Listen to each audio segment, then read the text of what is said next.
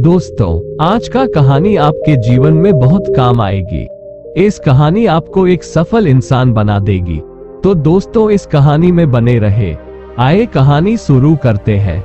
एक बार एक बहुत दुखी व्यक्ति एक महात्मा के पास आया और बोला, मैं अपने जीवन से बहुत दुखी हूँ। मैं अपनी पत्नी, बच्चों और यहाँ तक कि अपने परिवार को भी खुश नहीं रख सकता। मैं अपने लिए कुछ नहीं कर पाता। कभी कभी मैं अपनी जिंदगी खत्म करने के बारे में भी सोचता हूँ। आप इतना ध्यान, इतनी तपस्या करते हैं। क्या आप मुझे कोई ऐसा रास्ता बता सकते हैं जिससे मैं अपने बुरे समय से बाहर आ सकूं? मेरा समय बहुत खराब चल रहा है। मेरे लिए 2 वक्त की रोटी का इंतजाम करना भी बहुत मुश्किल हो गया है।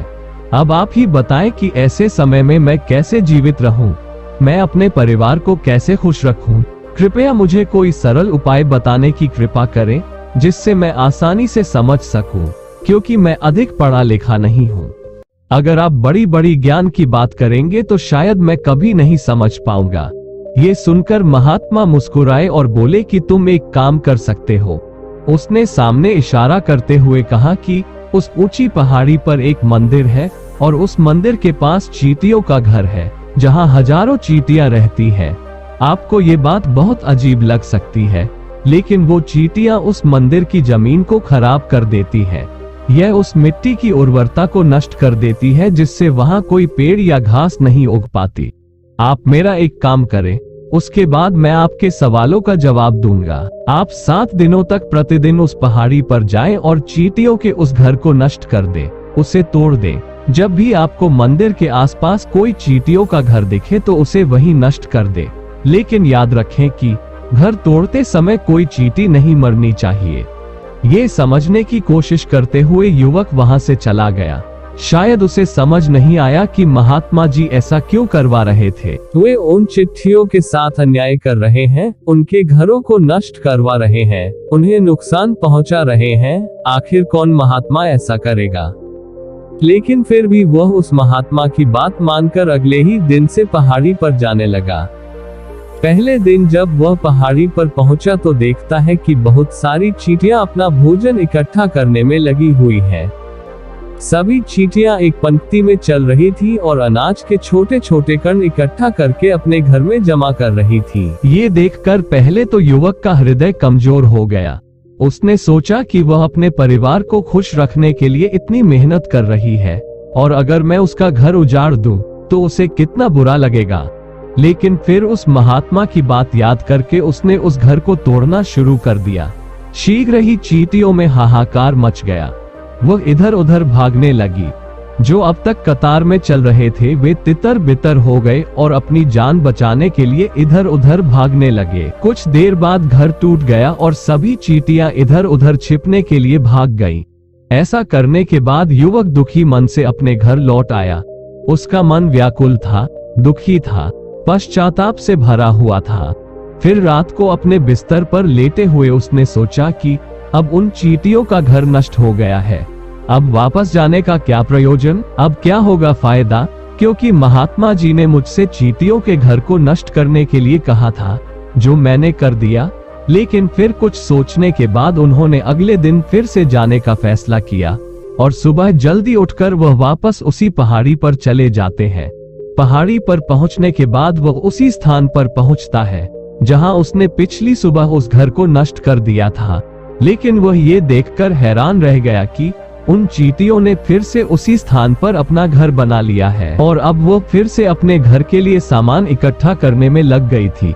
उस आदमी को देखकर उसे एहसास हुआ कि ये चींटियां कितनी मूर्ख है। वे जानते हैं कि कल ही उनका घर उसी स्थान पर नष्ट हो गया था और उन्होंने उसी स्थान पर अपना नया घर बनाया है। और यह सोचकर वह आदमी हंसने वाला था, लेकिन फिर से महात्मा के शब्दों को याद करते हुए उसने उन चींटियों का घर फिर से नष्ट करना शुरू कर दिया। उन चींटियों में फिर हलचल मच गई और कुछ देर बाद वो चींटियां अपनी जान बचाने के लिए इधर उधर भागने लगी। कुछ ही समय में उसका घर फिर उजड़ गया और युवक को थोड़ा संतोष हुआ। इस बार मैंने उस घर को पूरी तरह से नष्ट कर दिया है। अब वो चिट्टी यहाँ अपना घर नहीं बना पाएगा। इसीलिए जाने से पहले उसने उस घर पर ठंडा पानी डाला ताकि चींटियां वहां अपना घर न बना सके। और इस तरह वह युवक अपना कर्तव्य पूरा करके फिर से अपने घर लौट आया। वही रात को सोते समय वो व्यक्ति फिर सोच रहा था कि क्या महात्मा ये काम ठीक से करवा रहे हैं? क्या किसी का घर उजाड़ना एक आदर्श आदमी को शोभा देता है? यदि वह महात्मा कोई सिद्ध पुरुष हो तो क्या होगा? अगर वे मुझे बेवकूफ बना रहे हैं तो क्या होगा? लेकिन फिर उन्होंने फैसला किया कि मुझे पहले अपना काम पूरा करना चाहिए, उसके बाद ही मुझे पता चलेगा कि महात्मा मुझसे ऐसा क्यों करवा रहे थे। और यही सोचते हुए वह रात को सो जाता है। अगले दिन वो सुबह उठता है और फिर उसी पहाड़ी की ओर चला जाता है। पहाड़ी पर पहुंचकर वह उसी स्थान पर पहुंचता है जहां उसने उनका घर नष्ट किया था, और ये देखकर प्रसन्न होता है कि वहां कोई घर नहीं था। सारी चींटियां वहां से भाग गई थी। अब उसने सोचा कि मेरे रोज रोज आने का प्रयोजन क्या है, क्योंकि चींटियों ने अपना घर बदल लिया है और महात्मा जी ने मुझे 7वें दिन आने को कहा था, लेकिन आज तो तीसरा ही दिन है। अब बचे हुए 4 दिन में वापस आने का क्या मकसद? और यह सोचकर उसने निश्चय किया कि वह यहाँ से सीधे उसी महात्मा के पास जाएगा और उनको ये सब समाचार सुनाऊंगा। जब वह पीछे मुड़ा और उस पहाड़ी से उस महात्मा की कुटिया की और जाने लगा तो अचानक उसकी नजर दूसरे घर पर पड़ी जो चींटियों द्वारा ही बनाया गया था। मतलब ये कि वह घर भी वे चींटियों ने बनाया था और अब वे चींटियां नए घर में बस गई थी। ये नया घर उनके पुराने घर से थोड़ी दूरी पर था और जब उसी युवक की नजर उस घर पर पड़ी तो उसने सोचा कि शायद महात्मा को पता है कि ये चींटियां यहाँ से अपना घर बदलकर किसी और जगह पर बनाएंगी, इसीलिए उन्होंने मुझे 7वें दिन आने को कहा था। और यही सोचकर वो अपना नया घर भी तोड़ने पहुंच जाता है। जब वह वहां पहुंचा तो चींटियां अभी भी अपने काम में लगी हुई थी। वह अपने लिए भोजन इकट्ठा कर रही थी और उसे अपने घर में जमा कर रही थी। जो पुराना घर था जो टूट गया था, वहां भी अनाज बचा हुआ था और चींटियां वहां से भी अनाज इकट्ठा करके अपने नए घर में ला रही थी। अब यहाँ फिर से युवक का दिमाग थोड़ा कमजोर हो गया, क्योंकि वह खुद कमजोर था। वह स्वयं काल का भुक्तभोगी था, इसीलिए उसके मन में उन चींटियों के प्रति दया की भावना उमड़ रही थी। उसे उन पर दया आ रही थी। वो उनकी मदद करना चाहता था, लेकिन इसके बजाय वह उन्हें चोट पहुंचा रहा था। लेकिन उस महात्मा की बातें याद करके उसने फिर से उस घर को तोड़ने का फैसला किया और इस बार उसने बिना किसी चींटी को कोई नुकसान पहुंचाए बहुत सावधानी से घर को नष्ट करना शुरू कर दिया। इसमें थोड़ा अधिक समय लगा, क्योंकि महात्मा ने पहले ही किसी चींटी को नुकसान न पहुंचाने की शर्त रखी थी, इसलिए उसे बड़ी सावधानी से उन घरों को नष्ट करना पड़ा। लेकिन अंततः उसने उस घर को भी नष्ट कर दिया और उस घर को नष्ट करने के बाद उसे बहुत दुख हुआ। इस बार वह पहले से भी ज्यादा दुखी था, क्योंकि उसने उनका नया घर भी उजाड़ दिया था। वो उन चींटियों को घर बसाने नहीं दे रहा था और अब वह खुद को शैतान या राक्षस समझने लगा था। लेकिन फिर भी वह उस महात्मा की बात मानकर दुखी मन से अपने घर लौट आया। रात को सोने से पहले उसने एक बार फिर सोचा कि मैं कितना बड़ा शैतान हूँ, कितना बड़ा दानव हूँ। पुराने घर की तो बात ही छोड़ो, मैं उन चींटियों को बसने के लिए कोई जगह नहीं दे रहा हूँ। वो चींटियां मेरे बारे में क्या सोचती होंगी? वो भगवान को कितना कोसेगी जो मेरे द्वारा ये काम करा रहा है। लेकिन फिर भी उसने अगले दिन जाने का फैसला किया और अगली सुबह वह फिर वहां पहुंच गया। वह ये देखकर फिर आश्चर्यचकित हो गया कि इस बार चींटियों ने अपना घर एक नई जगह पर बनाया था, इसलिए वो पहले से भी अधिक ऊर्जा के साथ काम कर रही थी और एक ही रात में उसने पहले से भी बड़ा घर बना लिया था और अब वो फिर से अपना अनाज और खाना इकट्ठा करने में लग गई थी। ये देखकर आदमी को आश्चर्य हुआ कि ये चींटियां किस मिट्टी की बनी है। मैं बार बार कोशिश कर रहा हूँ कि उन्हें यहाँ से भगा दूं और वे वहाँ अपना घर बना लेते हैं। क्या वे नहीं जानते कि मैं उन्हें यहाँ कभी नहीं बसने दूंगा? ये चींटी है, देखने में बहुत छोटी लगती है, लेकिन फिर भी वो मुझसे हार नहीं मान रही है। ये बहुत ही आश्चर्य की बात है। और इस बार गुस्से में आकर उसने उस घर को नष्ट करना शुरू कर दिया।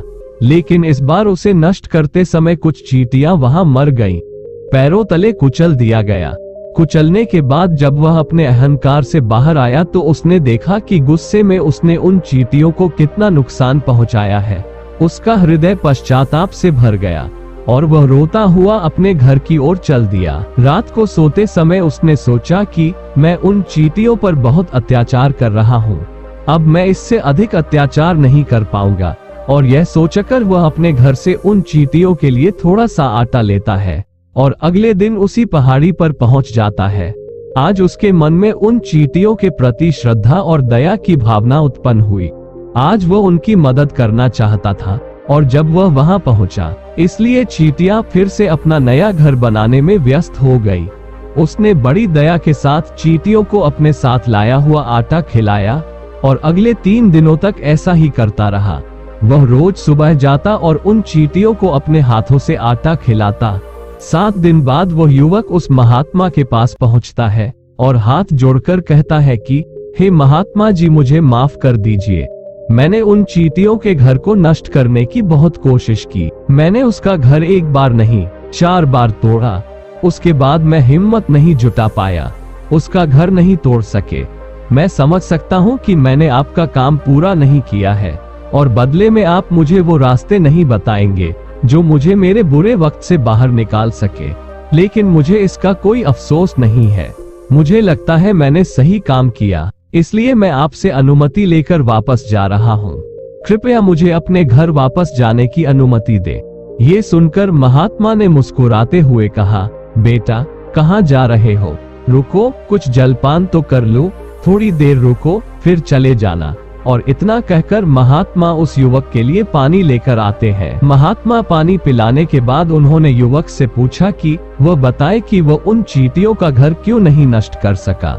वे चींटियां छोटी छोटी हैं और आप इतने विशालकाय हो, फिर भी आप उन छोटी छोटी चींटियों का घर नष्ट नहीं कर सके। कहाँ है आपकी शक्ति, आपका बाहुबल? इसका उत्तर देते हुए युवक ने कहा, हे महात्मा, मैंने उन चींटियों का घर नष्ट कर दिया था। ऐसा बार बार किया। एक बार गुस्से में मैंने उन चींटियों को भी नुकसान पहुंचाया था। उसी दिन मैंने सोचा कि मैं उन्हें क्यों दुख पहुंचा रहा हूं, मैं उन्हें इतनी तकलीफ क्यों दे रहा हूं। और उसी दिन से मैंने उन्हें नुकसान पहुंचाने के बजाय उनकी मदद करना शुरू कर दिया।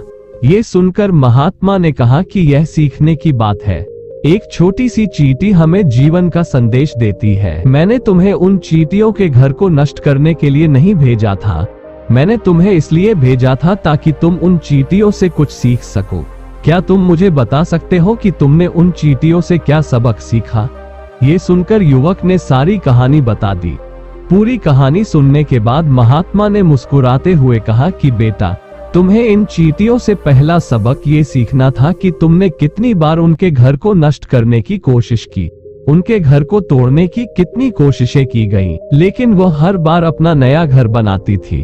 उन्होंने कभी हार नहीं मानी। यदि वह हार मान लेती तो तुम्हें वे चींटियां वहां न मिलती। जीवन कार्यशीलता का नाम है, यह मेहनत का नाम है, लेकिन हम इंसान 1-2 बार हार कर टूट जाते हैं, निराश हो जाते हैं और फिर जीवन में प्रयास नहीं करते। और कुछ लोग तो अपनी जान देने पर भी उतारू हो जाते हैं। लेकिन जानवरों में आपने देखा होगा एक बात, कि वे कभी भी अपना जीवन स्वयं समाप्त नहीं कर सकते। आपने कभी नहीं सुना होगा कि किसी जानवर ने आत्महत्या कर ली हो। जानवर कितना भी भूखा या दुखी क्यों न हो, वह हमेशा अपनी जिंदगी के लिए लड़ता रहता है। लेकिन दूसरी तरफ हम इंसान हताश होकर ही अपनी जान देते हैं। जीवन कर्म है, कर्म करने का नाम जीवन है और मृत्यु अंतिम विश्राम, परम विश्राम है। इसलिए मरने से पहले कभी भी कर्म करना न छोड़े, क्योंकि मरने के बाद तो तुम परम विश्राम में चले जाओगे। तो उससे पहले कर्म करना क्यों छोड़ रहे हो? तुम निराश क्यों हो रहे हो? अगर आपका एक घर टूट गया है तो दूसरा घर बनाने की कोशिश करें।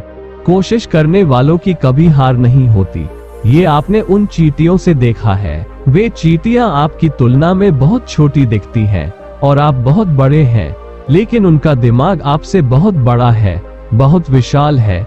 दृढ़ संकल्प इतना ही है कि इतनी बार घर टूटने के बाद भी उन चींटियों ने हार नहीं मानी। उन्हें यहाँ से एक और सबक सीखना है, वो ये कि जब भी हमारे ऊपर कोई बुरा समय आता है, तो हमें लगता है कि यह समय कभी नहीं जाएगा, ये वक्त मेरी जिंदगी बर्बाद कर देगा, मुझे कभी जीने नहीं देगा, और मेरे इन विचारों के साथ जिनका हकीकत में कोई अस्तित्व नहीं है, वे सिर्फ विचार हैं, और वे विचार हमारे मन को दुखी कर देते हैं, और इसीलिए हम प्रयास करना भी बंद कर देते हैं। लेकिन आप खुद सोचिए कि प्रकृति हमें बार बार नुकसान पहुंचाएगी, हमें दुख पहुंचाएगी, लेकिन कब तक? अगर हम बार बार उठते रहेंगे और नए नए प्रयास करते रहेंगे तो प्रकृति भी हमारे सामने घुटने टेक देगी, और एक दिन वह भी हम पर मेहरबान हो जाएगी, कृपालु हो जाएगी, और हमें सब कुछ देने लगेगी जिसकी हमने कभी कामना की थी। आपने स्वयं देखा कि आप उन चींटियों को नष्ट करने गए थे, लेकिन बाद में आप उन चिट्टियों को दाना और आटा देने लगे। आप उन पर दयालु क्यों हो गए? क्योंकि आपने देखा कि वे चींटियां हार स्वीकार नहीं कर रही थीं। इसी तरह अगर आप भी अपने जीवन में कभी हार नहीं मानोगे तो एक दिन ये प्रकृति आपको वह सब कुछ देगी जो आप अपने जीवन में हासिल करना चाहते हैं। इसलिए 2 सबक याद रखें। पहला, कड़ी मेहनत करते रहें, और दूसरा, एक दिन प्रकृति आपको आपके काम का फल जरूर देगी। तो दोस्तों, वीडियो को एक लाइक करके चैनल को सब्सक्राइब करें, कमेंट में नमो बुद्धाय जरूर लिखें। नमो बुद्धाय।